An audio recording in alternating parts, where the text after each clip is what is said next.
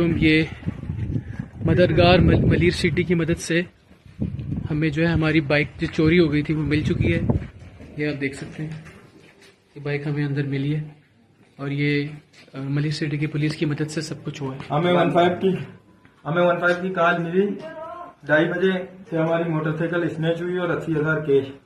तो कॉलर से मिले, मौके पे गए तो इलाका था शालदीप का।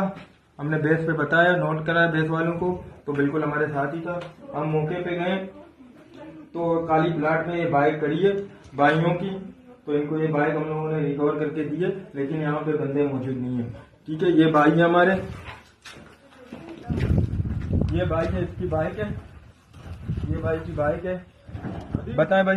जी बिल्कुल, मेरी बाइक है, इसमें ट्रैकर लगा हुआ था और हम लोग पुलिस की मदद से हम लोगों ने अपनी बाइक ढूंढ ली है। मलिर सिटी पुलिस की तरफ मदद से हम लोगों ने अपनी बाइक ढूंढ ली है और बहुत बहुत शुक्रिया आप लोगों का, बहुत बहुत बहुत मदद शुक्रिया। से हम लोगों ने अपनी बाइक ढूंढ ली है।